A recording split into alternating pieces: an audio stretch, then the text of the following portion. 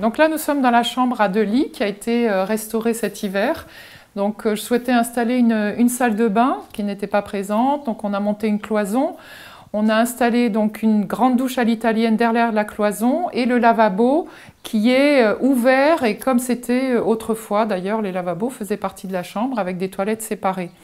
Alors, cette chambre, elle est à la fois très romantique et puis avec une touche un petit peu contemporaine et surtout une exploitation des objets de manière un peu plus moderne.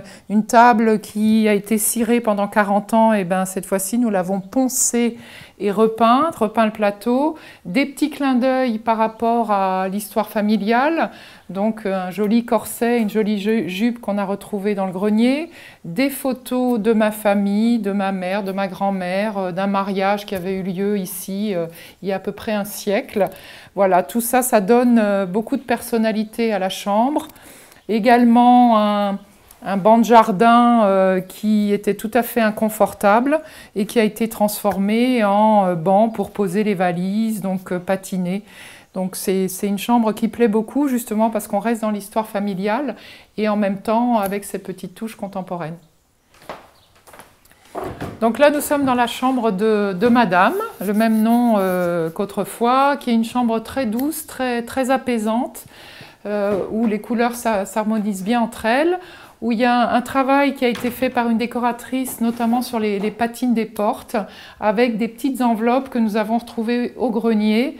Également la mise en scène d'objets que nous avons retrouvés, une robe de baptême qui date d'il y a un siècle, des petites boîtes à rubans, des lettres, des correspondances.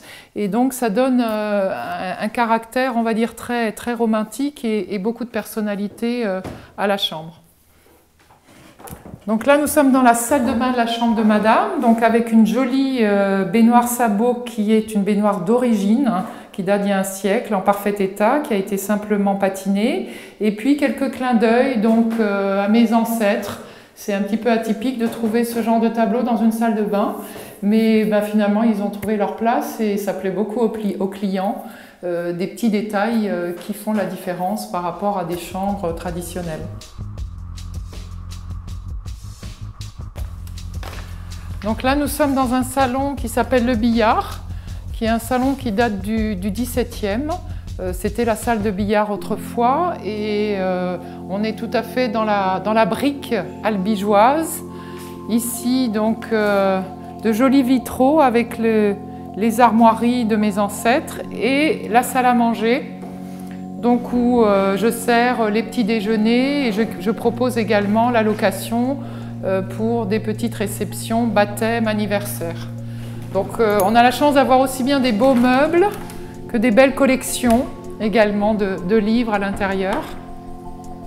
De la salle à manger, donc on a accès à la petite cuisine. C'est une cuisine qui est exclusivement réservée aux clients et ici ils peuvent se préparer donc les légumes bio achetés sur place et pouvoir déjeuner, dîner tranquillement sur des tables qui sont mises à disposition dans le parc.